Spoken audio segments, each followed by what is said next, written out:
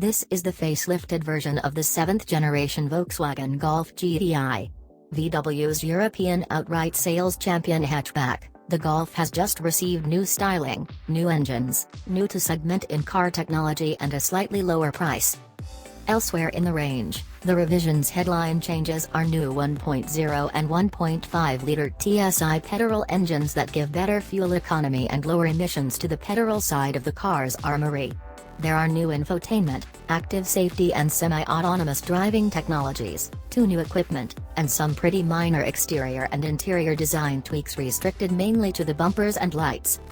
Had the Dieselgate scandal not forced VW to slash at least €1 billion in annual R&D spending just over a year ago, of course, you wonder if we'd be looking at a more widely revised car here.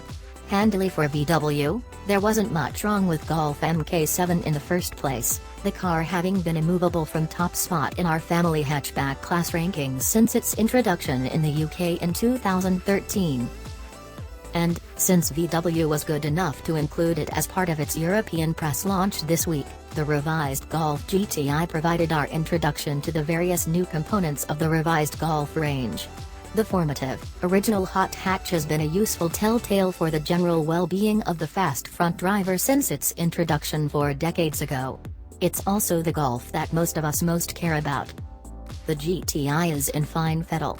In material terms, at least as far as most petrolheads would care, it hasn't changed much.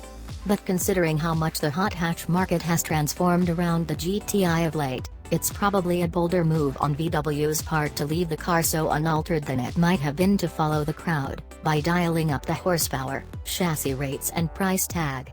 Thank heavens they didn't. Volkswagen has pumped up the GTI's power output by just 10 bhp, enough to cut its 0 to 62 miles per hour acceleration claim by a solitary tenth of a second, and to add just 2 miles per hour to its top speed.